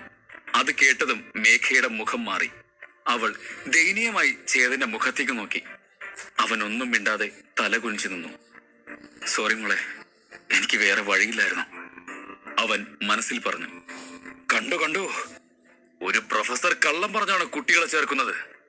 ഇപ്പൊ സമാധാനമായില്ലേ മേഘ? മതി, ഇങ്ങനെ ഒരുത്തന്റെ കീഴിൽ നീ പഠിക്കണ്ട, ഇവിടെ വാ. അതും പറഞ്ഞ് അയാൾ അവളുടെ കൈ പിടിച്ചു വലിച്ചു. ചേതൻ തടയാൻ ശ്രമിച്ചതും, സാർ, അവൾ ചെറിയ കുട്ടിയാണ്, വലിയ ആഗ്രഹങ്ങൾ സാധിക്കാൻ വന്നതാണ്, അല്ലാതെ ചതിക്കപ്പെടാനല്ല. നിങ്ങളിൽ നിന്ന് അവൾക്ക് ഒന്നും പഠിക്കാനില്ല, അവളെ വിട്ടേക്ക്. അവനെ നോക്കി ആ വൃദ്ധൻ പറഞ്ഞു. നിങ്ങൾ എന്തൊക്കെ ഈ പറയുന്നേ? ആരോ പറയുന്നത് കേട്ട് തെറ്റായ തീരുമാനം എടുക്കരുത്. മേഘ വന്ന് അപേക്ഷിച്ചുകൊണ്ടാണ് ഞാൻ അവളെ എന്റെ കീഴിൽ ചേർത്തത്. ഇപ്പൊ വന്ന് വിട്ടേക്ക് എന്നൊക്കെ പറഞ്ഞ എങ്ങനെയാ? ചേതൻ തർക്കിച്ചു. ഇല്ല സാർ, നിങ്ങളെ കുറിച്ച് അറിഞ്ഞു വെച്ചിട്ടും എങ്ങനെയാ ഞാൻ അവളെ വിടേണ്ടത്? നടക്കില്ല, ആ വൃദ്ധൻ തറപ്പിച്ചു പറഞ്ഞു. ഇതിനു മുമ്പ് ഇവിടെയുള്ളവർ എന്നെ എങ്ങനെയാണ് കണ്ടിരുന്നെന്ന് എനിക്കറിയില്ല. പക്ഷേ ഇനി മുതൽ അവർ മറ്റൊരു ചേതനയായിരിക്കും കാണാൻ പോകുന്നത്. അതിന് എനിക്കൊരു അവസരം വേണം. ഇതാണ് എന്റെ ലാസ്റ്റ് ചാൻസ്. മേഘ ഞാൻ എന്റെ മകളെ പോലെ നോക്കിക്കോളാം. ഇവിടെയുള്ള ഏത് വിദ്യാർത്ഥികളെക്കാളും മികച്ചതാക്കി ഞാൻ അവളെ മാറ്റിയെടുക്കും. ഇതെന്റെ വാക്കാ. പ്ലീസ് എന്നെ വിശ്വസിക്കേ. താഴ്മയോടെ ചേതൻ പറഞ്ഞു. സാർ, നിങ്ങൾ പറഞ്ഞ ന്യായമാണോ? നിങ്ങൾ ആരാണെന്ന് തെളിയിക്കാൻ ഈ കൊച്ചു പെൺകുട്ടിയുടെ ജീവിതമാണ് കിട്ടിയത്. നിങ്ങൾ എന്തൊക്കെ പറഞ്ഞാലും ഞാനത് സമ്മതിച്ചു തരില്ല. അയാൾ തന്റെ തീരുമാനത്തിൽ ഉറച്ചു നിന്നു. ഈ കിളവനെ കൊണ്ട് വല്ലാത്ത കഷ്ടമായല്ലോ. ഇതിൽ കൂടുതൽ ഇയാളെ സംസാരിക്കാൻ വിട്ടാ ഇവളും കയ്യിന്ന് പോവും. പിന്നെ ഞാനും ഇവിടുന്ന് പോവേണ്ടി വരും. ചേതൻ മനസ്സിൽ ചിന്തിച്ചു. നിങ്ങൾ എന്തൊക്കെ പറഞ്ഞാലും മേഘ എന്റെ വിദ്യാർത്ഥിയാണ്, അതിനൊരു മാറ്റമില്ല. ഒരു വട്ടം ഒരു വിദ്യാർത്ഥി അധ്യാപകനെ തെരഞ്ഞെടുത്താൽ പിന്നെ മാറ്റാൻ സാധിക്കില്ല. ഞാനങ്ങനെ വിട്ടാലും മറ്റൊരു പ്രൊഫസറും അവൾ ഇവിടെ ചേർക്കില്ല, ചേതൻ അവരോട് പറഞ്ഞു. വീണ്ടും എന്റെ മുമ്പിൽ പറ്റിക്കപ്പെടണ്ട. അവൻ പറയുന്നത് നുണയാണ്. അവനെ വിട്ടിട്ട് വരാൻ പറയും. നിങ്ങളുടെ മകളെ ഞാൻ ചേർത്തോളാം. അതുവരെ ഉണ്ടായിരുന്ന അവരുടെ തർക്കം ആസ്വദിക്കുകയായിരുന്ന എഡ്വിൻ ഗാർഡിയനോടായി പറഞ്ഞു. എങ്ങനെയാണ് നിങ്ങളോട് നന്ദി പറയേണ്ടത് എനിക്കറിയില്ല സാർ. മേഘ ഇനി നിങ്ങളുടെ സ്റ്റുഡന്റാണ്. അവളുടെ ഭാവി സാറ് സംരക്ഷിക്കണം. നന്ദിയോടെ ആ വൃദ്ധൻ പറഞ്ഞു. എന്ത് ചെയ്യണമെന്നറിയാതെ മേഘ മൗനമായി തലകുനിച്ചു നിന്നു. തന്റെ ആകെയുള്ള പിടിവള്ളിയും നഷ്ടപ്പെടാൻ കാരണമായ എഡ്വിനെ ചേതൻ ദേഷ്യത്തോടെ തുറച്ചു നോക്കി. സാറിന് നാണൂലേ? എന്റെ വിദ്യാർത്ഥിയെ തട്ടിയെടുക്കാൻ താൻ കളിച്ച നാടകം കൊള്ളാം. ഇങ്ങനെ തന്നെയാണോ താൻ തന്റെ 12 വിദ്യാർത്ഥികളെ ചേർത്തത്? എഡ്വിന്റെ അഭിമാനത്തിന് ക്ഷതമേൽക്കുന്ന വിധത്തിൽ ചേതൻ സംസാരിക്കാൻ തുടങ്ങി. എഡ്വിൻ പല്ല് കടിച്ചുകൊണ്ട് ചേതനെ നോക്കി. അനാവശ്യം പറയരുത്. നിന്റെ വിദ്യാർത്ഥിയെ തട്ടിയെടുക്കാൻ മാത്രം വിദ്യാർത്ഥികളില്ലാതെ ഇരിക്കുവല്ല ഞാൻ. എന്റെ എലിജിബിലിറ്റി പെർഫോമൻസ് കണ്ടു വന്നവരാണ് ഇവരെല്ലാം. മനസ്സിലായോ? അയാൾ കടുപ്പത്തോടെ ചോദിച്ചു. നീ ആദ്യം നിന്റെ കഴിവെല്ലാവരുടെ മുന്നിൽ തെളിയിക്കേ, എങ്കിൽ ഞാൻ സമ്മതിക്കാം. അല്ലാതെ ഒരു പാവം പെൺകുട്ടിയെ ചീറ്റ് ചെയ്ത് നിന്റെ കൂടെ ചേർക്കാൻ ശ്രമിക്കുകയല്ല വേണ്ടത്. ലാഘവത്തോടെയുള്ള ചേതന്റെ സംസാരം എഡ്വിനെ ഞെട്ടിച്ചു. കഴിവ് തെളിയിക്കാനോ? ഇന്നലെ കിട്ടിയൊന്നും പോരെ നിനക്ക്? ശരി, നിനക്ക് വീണ്ടും എന്റെ കഴിവ് കാണണം, അത്രയല്ലേ ഉള്ളൂ. നിന്റെ കൂടെ മത്സരിച്ച് എന്റെ കഴിവ് തെളിയിക്കാൻ ഞാൻ തയ്യാറാണ്. നീയോ? വെല്ലുവിളിയോടെ എഡ്വിൻ ചോദിച്ചു. അയ്യോ, ഇത്ര പെട്ടെന്ന് അവൻ വെല്ലുവിളി സ്വീകരിച്ചു. ഇനിയിപ്പോ എന്ത് ചെയ്യും? എന്റെ ശരീരത്തിലാണെങ്കിൽ മാന്ത്രിക ശക്തികളൊന്നുമില്ല. വെറുതെ ഡയലോഗ് അടിക്കണ്ടായിരുന്നു. ഇവന്റെ പക്കൽ എത്ര ശക്തിയുണ്ടെന്ന് അറിയില്ലല്ലോ. ആവശ്യമില്ലാതെ ഇവനെ കേൾച്ചോറഞ്ഞ് മേഘയും കയ്യെന്ന് പോകുന്ന തോന്നുന്നേ. എങ്ങനെയാണിതൊന്ന് പരിഹരിക്കുന്നത്? ചേതൻ ചിന്തിച്ചു. എങ്കിലും വെല്ലുവിളി കേട്ട് പിന്മാറാൻ അവൻ ഒരുക്കമല്ലായിരുന്നു. മരിച്ചു പുനർജനിച്ചവനാണ് ഞാൻ. അതിനേക്കാൾ വരില്ലല്ലോ മറ്റൊന്നും. ബാക്കി വരുന്നിടത്ത് വെച്ച് കാണാം എന്ന് മനസ്സിലോർത്ത് ചേതൻ എഡ്വിനുമായി മത്സരത്തിന് സമ്മതമേകി. ചുറ്റും നിന്നവർ ആർപ്പുവിളികളാൽ അവരെ മത്സരവേദിയിലെത്തിച്ചു. ചേതൻ എഡ്വിൻ പോരാട്ടത്തിനായി അങ്കത്തട്ടുയരുകയായി. അധ്യായം 4. മത്സരത്തിന് തയ്യാറാണെന്ന് ചേതൻ വെല്ലുവിളിച്ചതും എല്ലാവരുടെയും നോട്ടം അവന് നേർക്കായി. ചേതൻ, ഇന്നലെ ഓഡിറ്റോറിയത്തിൽ നിന്ന് കിട്ടിയൊന്നും പോരെ? നിന്റെ ധൈര്യം അപാരം തന്നെ. എനിക്ക് അത്ഭുതം തോന്നുന്നു, പരിഹാസത്തോടെ എഡ്വിൻ പറഞ്ഞു. ചേതന്റെ ശരീരത്തിലുള്ള ജഗന്റെ മുഖം ചുരുങ്ങി. ഇന്നലെ അടി വാങ്ങിയെന്നോ? ഈ ചേതന്റെ ഒരു കാര്യം എന്തൊക്കെയാണ് ഒപ്പിച്ചു വെച്ചിരിക്കുന്നത് അറിയില്ലല്ലോ. ഇനി എന്താണ് മത്സരമെന്ന് പോലും അറിയാതെ വെല്ലുവിളിക്കണ്ടായിരുന്നു. അവൻ മനസ്സിലോർത്തു. തനിക്കിപ്പോഴും പഴയ ചേതന്റെ ജീവിതത്തെക്കുറിച്ചോ ഈ മായിക ലോകത്തെക്കുറിച്ചോ കാര്യമായി ഒന്നും അറിയില്ലെന്ന ചിന്ത അവനെ ആകുലപ്പെടുത്തി.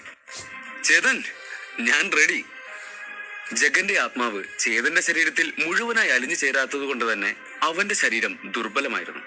ഈ സമയം താൻ എഡ്വിനെ നേരിട്ടാൽ തോൽവി ഉറപ്പാണ്. കാരണം എന്നേക്കാൾ ശക്തി ഇപ്പോൾ എഡ്വിനുണ്ട്. നീ എന്താ ആലോചിക്കുന്നേ? വെല്ലുവിളിക്കേണ്ടിയിരുന്നില്ലെന്ന് തോന്നുന്നുണ്ടോ? സാരമില്ല, ഇത്തരം പോരാട്ടങ്ങൾ ഇവിടെ സ്ഥിരം നടക്കുന്നതാണല്ലോ. നിനക്കാണെങ്കിൽ തോറ്റു എക്സ്പീരിയൻസും ഉണ്ട്. എഡ്വിന്റെ സംസാരം കേട്ട് അവിടെ കൂടിയവരെല്ലാം ചേതനെ പരിഹസിച്ച് ചിരിച്ചു. ഓ, ഇവന് ഞാൻ... അവന് ദേഷ്യം വന്നു. കഷ്ടപ്പെട്ടൊരു കുട്ടിയെ ചേർത്തപ്പോ ഇവനത് എവിടെ നിന്ന് കയറി വന്നു? ചേത, എന്ത് ചെയ്യപ്പോ? ഈ മത്സരത്തിൽ തോറ്റ അവളും പോകും, ജോലിയും പോകും. ഞാൻ ഈ അന്യഗ്രഹത്തിൽ പിന്നെ എന്ത് ചെയ്യും? അവന്റെ ടെൻഷൻ കൂടി വന്നു. ഒരു നിമിഷം കണ്ണടച്ച് തന്റെ അച്ഛന്റെ മുഖം അവൻ ഓർമ്മിച്ചു. പെട്ടെന്ന് എന്തെന്നില്ലാത്തൊരു ധൈര്യം അവൻ അനുഭവപ്പെടാൻ തുടങ്ങി. അച്ഛൻ തന്റെ ഉള്ളിലിരുന്ന് തന്നെ പ്രോത്സാഹിപ്പിക്കുന്ന പോലെ അവന് തോന്നി.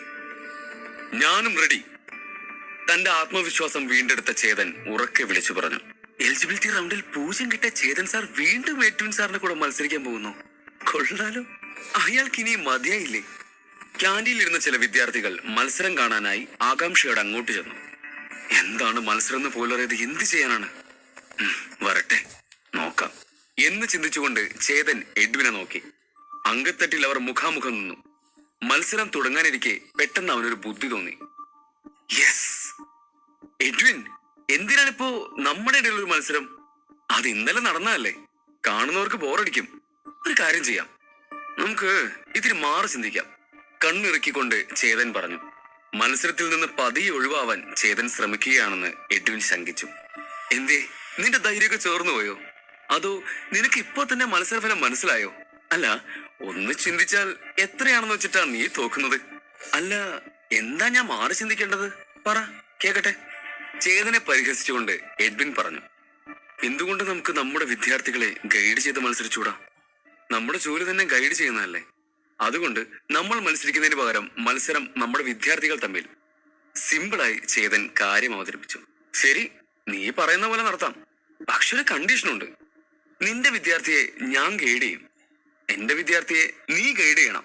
ഇതിന് സമ്മതമാണെങ്കിൽ ഞാൻ റെഡി. എഡ്വിൻ അവനോട് പറഞ്ഞു. എന്ത്, നിന്റെ വിദ്യാർത്ഥിയെ ഞാൻ ഗൈഡ് ചെയ്യണമെന്നോ? എന്റെ വിദ്യാർത്ഥി ഒരു പാവമാണ്, സത്യസന്ധയാണ്, വിശ്വസിക്കാം. പക്ഷെ നിന്റെ വിദ്യാർത്ഥി ചിലപ്പോ വേണമെന്ന് വെച്ച് എന്റെ കാല് വാരിയാലോ? സംശയത്തോടെ ചേതൻ ചോദിച്ചു.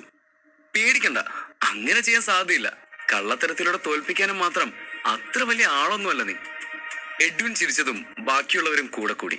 ദേഷ്യത്തോടെ ചേതൻ എഡ്വിനെ നോക്കി. ശരി, മത്സരിച്ചു നോക്കാം, വാ. ഇരച്ചു വന്ന ദേഷ്യം കടിച്ചമർത്തി ചേതൻ മുഖമുയർത്തി പിന്നിൽ നിൽക്കുന്ന മേഘയെ നോക്കി. മത്സരിക്കാൻ തയ്യാറാണെന്ന ആത്മവിശ്വാസം അവളുടെ നോട്ടത്തിൽ പ്രകടമായിരുന്നു. ഈ ആത്മവിശ്വാസമാണ് എനിക്ക് വേണ്ടത്. ഡിയർ സ്റ്റുഡന്റ്, മുന്നിലേക്ക് വന്ന് നിന്റെ പഞ്ചിങ് പവർ കാണിക്കൂ. എല്ലാവരും കാണട്ടെ. കൈകൾ വിരിച്ചു നിന്നുകൊണ്ട് എഡ്വിൻ പറഞ്ഞു.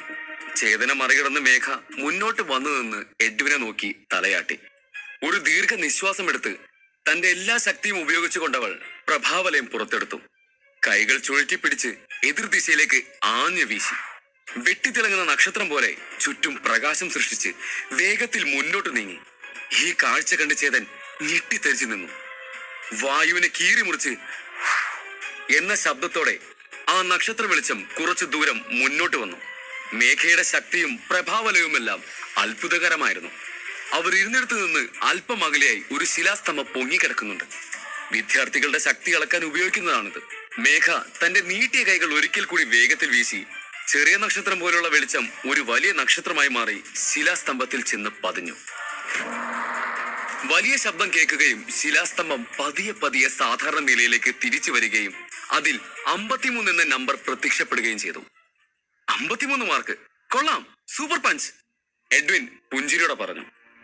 മാജിക് സ്കൂളിൽ പുതിയ അഡ്മിഷനായി എത്തിയ ഒരു വിദ്യാർത്ഥിക്ക് ഇത്രയധികം ശക്തിയുണ്ടെന്ന് കണ്ടവർക്ക് ആർക്കും വിശ്വസിക്കാൻ കഴിഞ്ഞില്ല. ചേതനും അത്ഭുതത്തോടെ മേഘയെ നോക്കി. അവളുടെ ശക്തി ചേതനെ വല്ലാതെ ആകർഷിച്ചു.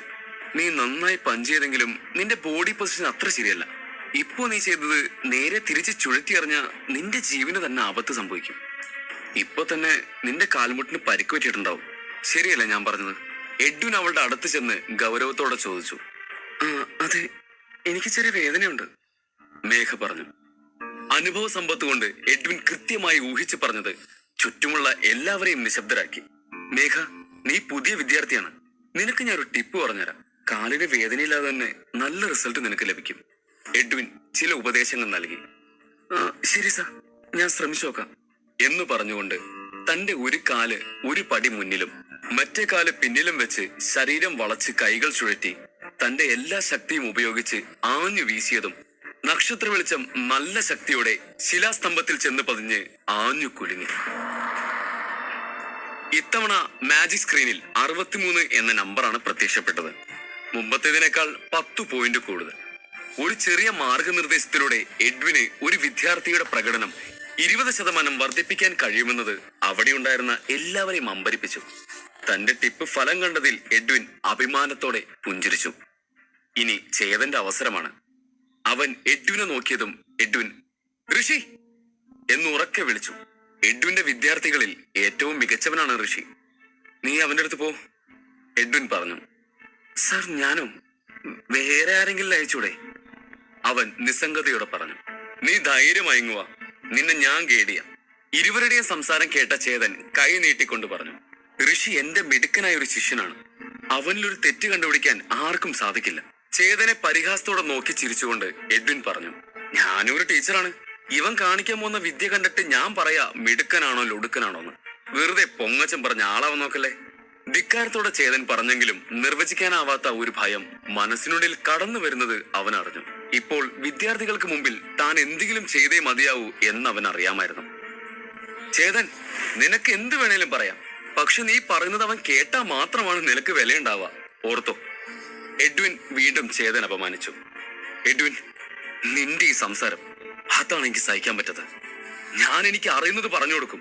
കേൾക്കണോ വേണ്ടോ എന്നുള്ളത് ആ വിദ്യാർത്ഥി ഇഷ്ടമാണ്. അതിന് നീ എന്തിനാണ് ഈ വാചം അടിക്കുന്നത്? ചേതൻ അവനെ നോക്കി ദേഷ്യത്തോടെ പറഞ്ഞു. ശരി, നീ വലിയ വർത്തമാനം പറയുന്നുണ്ടല്ലോ. നിന്റെ കഴിവെന്താന്ന് ഇപ്പൊ അറിയാം. നമുക്ക് ഈ മത്സരം കുറച്ചുകൂടെ രസകരമാക്കാം, എഡ്വിൻ ചിരിച്ചുകൊണ്ട് പറഞ്ഞു. ഈ മത്സരത്തിൽ ഞാൻ ജയിച്ച നിന്റെ സ്റ്റുഡന്റ് മേഘ ഇനി എന്റെ സ്റ്റുഡന്റ് ആയിരിക്കും, എഡ്വിൻ പറഞ്ഞു. അതുപോലെ തന്നെ നീ തോറ്റ നിന്റെ സ്റ്റുഡന്റ് ഋഷി എന്റെ അടുത്തേക്ക് വരണം. മുന്നിൽ വന്നു നിന്ന ഋഷിയെ നോക്കി ചേതൻ പറഞ്ഞു. എഡ്വിൻ അല്പസമയം ആലോചിച്ചു. ശരി, ഡീൽ. ഞാൻ തോറ്റ ഇവിടെ നിൽക്കുന്ന ഋഷിയില്ലേ, അവൻ ഇന്നു മുതൽ നിന്റെ സ്റ്റുഡന്റ് ആയിരിക്കും എന്ന് എഡ്വിൻ പറഞ്ഞതും, സാർ എന്താണ് പറയുന്നത്? ഇയാളുടെ കൂടെ ചേരാൻ എന്നെ കൊണ്ട് പറ്റില്ല, പരിഭ്രമത്തോടെ ആ പുതിയ വിദ്യാർത്ഥി പറഞ്ഞു. എഡ്വിൻ ഇങ്ങനൊരു തീരുമാനം എടുക്കുമെന്ന് ഋഷി പ്രതീക്ഷിച്ചില്ല. ടീച്ചേഴ്സ് എലിജിബിലിറ്റി ടെസ്റ്റിൽ 0 മാർക്ക് നേടിയ പ്രൊഫസറെ അംഗീകരിക്കാൻ അവന്റെ മനസ്സ് ഒട്ടും തയ്യാറല്ലായിരുന്നു.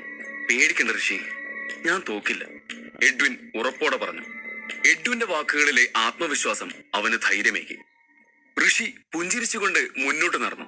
ചേതനെ ഒട്ടും വകവയ്ക്കാതെ അവൻ തന്റെ കൈകൾ ചുഴറ്റി മുഷ്ടിതന്ത്രം ചെയ്യാൻ ആരംഭിച്ചു. ഇത് കണ്ടുകൊണ്ട് നിന്ന ചേതൻ ഒന്നും മനസ്സിലാവാതെ കുഴങ്ങിപ്പോയിരുന്നു. സത്യം പറഞ്ഞാൽ അവിടെ എന്താണ് നടക്കുന്നതെന്ന് ചേതൻ ഒരു പിടിയും കിട്ടുന്നില്ലായിരുന്നു. സിനിമയിൽ മാത്രമാണ് അവൻ ഇത്തരം രംഗങ്ങൾ കണ്ടിട്ടുള്ളത്. പെട്ടല്ലോ ദൈവമേ, അലക്സിനെ കാണുന്നില്ലല്ലോ. അല്ലെങ്കിൽ അവനോടെങ്കിലും ചോദിക്കായിരുന്നു. ഇതിപ്പോ ആരുമില്ല ഇവിടെ എന്നൊന്ന് ഹെൽപ്പ് ചെയ്യാൻ. ഞൊടിയിടയിൽ അവന്റെ കണ്ണുകൾ താനെ അടഞ്ഞു. തനിക്ക് ചുറ്റുമുള്ള ലോകം നിശ്ചലമായതായി അവൻ അനുഭവപ്പെട്ടു. അകക്കണ്ണിൽ അവന്റെ ലൈബ്രറി തുറക്കപ്പെട്ടു. ഏതോ ഒരു ദിവ്യ വെളിച്ചം മനസ്സിന്റെ പാതയിലൂടെ കടന്നു പോകുന്നതായി അവന് തോന്നി. ഞെട്ടലോടെ അവൻ അതെല്ലാം നോക്കിക്കൊണ്ടിരുന്നു. അവന്റെ ചിന്താ തരംഗങ്ങൾ പലതും കാണിച്ചു. മുന്നിലെങ്ങും സ്വർണവർണ്ണം നിറഞ്ഞപ്പോൾ അതിനിടയിലൂടെ ഡെസ്റ്റിനി പുസ്തകം പ്രത്യക്ഷപ്പെട്ടു. എന്റെ മനസ്സിൽ ഇതെല്ലാം തെളിയുന്നത് എങ്ങനെയാണ്? ഈ പുസ്തകത്തെ പറ്റി ഞാൻ ആലോചനയില്ലല്ലോ. അവൻ ചിന്തിച്ചിരിക്കെ പുസ്തകത്തിന്റെ താളുകൾ തുറന്നു വന്നു. അതിൽ എഴുതിയിരിക്കുന്ന പേര് കണ്ട് അവൻ പകച്ചുപോയി. ഋഷി. ഞെട്ടലോടെ അവൻ ആ അക്ഷരങ്ങളിലേക്ക് നോക്കി. തൊട്ടു താഴെയായി ബാക്കി അക്ഷരങ്ങൾ തെളിഞ്ഞു വരാൻ തുടങ്ങി. മാന്ത്രിക മഠം കുടുംബത്തിലെ ഇളയ സന്താനം. Level 1 fighter. സ്ട്രെങ്സ്: 1 ശരീരം വില്ല് പോലെ വളയ്ക്കാൻ കഴിവുള്ളവൻ. 2 പരുന്തിന്റെ ശക്തി ആവാഹിച്ച് ഉയരത്തിൽ നിന്ന് ആക്രമിച്ച് കീഴ്പ്പെടുത്താൻ മിടുക്കൻ. വീക്ക്നെസ് 12. 1 കാലുകൾക്ക് കൂടുതൽ ബലം കൊടുക്കുന്നത് മുതൽ 2, 3, 4 എന്നിങ്ങനെ ഓരോന്നും എടുത്തു പറഞ്ഞ് ഒടുവിൽ 12 ഇടത് കൈയുടെ ശക്തി തിരിച്ചറിയാതെ സ്വാധീനം വലത്തിനാണെന്ന് കരുതി തെറ്റായ പരിശീലനം എന്നിങ്ങനെ ഋഷിയെക്കുറിച്ചുള്ള എല്ലാ വിവരങ്ങളും അവിടെ പ്രത്യക്ഷപ്പെട്ടു. ഈ കുറിപ്പുകളെല്ലാം ഒരൊറ്റ നിമിഷം കൊണ്ട് വായിച്ചതോടെ ചേതന് തല കറങ്ങുന്നത് പോലെ തോന്നി. ഇതെനിക്ക് വിശ്വസിക്കാനാവുന്നില്ല. എന്തെവിടെ നടക്കുന്നത്? ഋഷിയെപ്പറ്റി കേട്ടതെല്ലാം സത്യമാണോ? വായിച്ചത് സത്യമാണെങ്കിൽ ഉറപ്പായും ഋഷിക്ക് വഴി കാണിക്കാൻ തനിക്ക് സാധിക്കും. ഈ ലോകത്ത് എല്ലാ മനുഷ്യർക്കും അവരവരുടേതായ കുറവുകൾ ഉണ്ടാകും. അതറിഞ്ഞ് പരിശീലിപ്പിക്കുന്നതാണ് ഒരു നല്ല അധ്യാപകന്റെ കടമയെന്ന് പണ്ട് അച്ഛൻ പറഞ്ഞത് അവൻ ഈ അവസരത്തിൽ ഓർമ്മിച്ചു. താൻ മരിച്ചതിനും ഇപ്പോൾ തന്റെ ആത്മാവ് ചേതന്റെ ഉള്ളിൽ പുനർജീവിക്കുന്നതിനും എന്തോ ശക്തമായ ഒരു കാരണമുണ്ടെന്ന് ജഗൻ വിശ്വസിക്കുന്നുണ്ട്. ഇപ്പോൾ ഡെസ്റ്റിനി പുസ്തകം പ്രത്യക്ഷപ്പെടുന്നതിന്റെ പുറകിലും എന്തോ നിഗൂഢതകൾ ഒളിഞ്ഞിരിക്കുന്നുണ്ടെന്ന് അവന് തോന്നി. എന്തായാലും ഡെസ്റ്റിനി അവന് വലിയ അനുഗ്രഹമായിരുന്നു.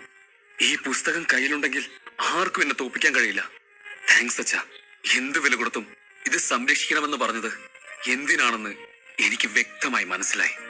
ഏതെങ്കിലും ലോകത്തിരുന്ന അച്ഛൻ ഇതൊക്കെ കാണുന്നുണ്ടെങ്കിൽ നോക്കിക്കോ, ഇനിയാണ് ഞാൻ ശരിക്കും കളിക്കാൻ തുടങ്ങുന്നത്. കുറെ നേരമായി കണ്ണടച്ചു നിൽക്കുന്ന ചേതനെ എല്ലാരും ആകാംക്ഷയോടെ നോക്കി നിന്നു. അവൻ എന്താ ചെയ്യാൻ പോകുന്നതെന്ന് അവർക്കറിയണമായിരുന്നു. ഋഷി ചേതനെ കാര്യമാക്കാതെ പ്രഹരിക്കാൻ തയ്യാറെടുത്തു.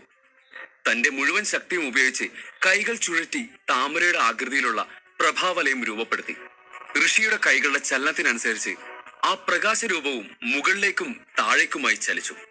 തന്റെ മുഴുവൻ ബലവും കൊടുത്ത് അവൻ മുന്നിലേക്കായി പഞ്ച് ചെയ്തു. ഈ സമയം ചേതന്റെ മനസ്സിൽ തെളിഞ്ഞ ലൈബ്രറി അപ്രത്യക്ഷമായി. ഋഷിയുടെ പഞ്ച് ശിലാസ്തംഭത്തിൽ പതിഞ്ഞതും ആ കൽത്തൂണിൽ 62 എന്ന് പ്രത്യക്ഷപ്പെട്ടു. 62 മാർക്ക്. ഗുഡ് വൺ ഋഷി. ചേതൻ പെട്ടെന്ന് കണ്ണുകൾ തുറന്നു. അവൻ നിർണായകമായ ചില തീരുമാനങ്ങൾ എടുത്തിരുന്നു. ഉറങ്ങി എഴുന്നേറ്റോ മിസ്റ്റർ ചേതൻ സാർ? എഡ്വിൻ ചോദിച്ചതും ചുറ്റുമുണ്ടായിരുന്ന എല്ലാവരും ഉറക്കെ ചിരിക്കാൻ തുടങ്ങി. ചേതൻ തന്റെ മുന്നിലെ കൽത്തൂണിലെ നമ്പറിലേക്ക് അല്പനേരം ശാന്തമായി നോക്കി. അവന്റെ പഞ്ച് അവസാനിച്ചു. ഇനി നീ എങ്ങനെയാണ് അവനെ ഗൈഡ് ചെയ്യാൻ പോകുന്നത്? കൈ വിരിച്ചു നിന്നുകൊണ്ട് എഡ്വിൻ ചോദിച്ചു. ചേതൻ ഒന്നും മിണ്ടാതെ നിന്നു. തോൽവി സമ്മതിച്ചു. എഡ്വിൻ പരിഹസിച്ചു. വീണ്ടും ചുറ്റും കൂടിയവർ ചിരിക്കാൻ തുടങ്ങി. ഇന്നത്തോടെ ചേതൻ സാറിന്റെ കഥ കഴിഞ്ഞു. ഇയാൾ ആരെയും ഗൈഡ് ചെയ്ത് ഞാൻ കണ്ടിട്ടേയില്ല. വീണ്ടും പോയി വെള്ളത്തിൽ ചാടുന്നോ തോന്നുന്നത്. കുട്ടികൾ പരസ്പരം പറഞ്ഞു ചിരിച്ചു. സൈലൻസ്! എഡ്വിൻ ഉറക്കെ അലറി. ചേതൻ, നീ ഗൈഡ് ചെയ്യുന്നുണ്ടോ? അതോ നിന്റെ വിദ്യാർത്ഥി എനിക്ക് തന്നിട്ട് പോവുകയാണോ? Choice is yours. പരിഹസിച്ചുകൊണ്ട് എഡ്വിൻ ചോദിച്ചു. എഡ്വിന്റെ വാക്കുകൾ കേട്ട എല്ലാവരും ടീച്ചേഴ്സ് എലിജിബിലിറ്റി ടെസ്റ്റിൽ 0 മാർക്ക് നേടിയ ഒരാൾ എങ്ങനെയാണ് ഇത്രയും മികച്ചൊരു വിദ്യാർത്ഥിയെ ഗൈഡ് ചെയ്യാൻ പോകുന്നതെന്ന് ചിന്തിച്ച് ചേതനെ ഉറ്റുനോക്കി. എന്നാൽ ചേതന്റെ മനസ്സിൽ ഇപ്പോൾ ഡെസ്റ്റിനി പുസ്തകവും അതിൽ നിന്നറിഞ്ഞ കാര്യങ്ങളുമായിരുന്നു. അതെല്ലാം സത്യമായിരിക്കും. ഇതിന്റെയൊക്കെ പിന്നിൽ ആരായിരിക്കും? ഇനിയും എന്തൊക്കെ ശക്തികൾ ആ പുസ്തകത്തിനുണ്ടാവും? ചേതന്റെ മനസ്സ് ആകെ കലങ്ങി മറിഞ്ഞു.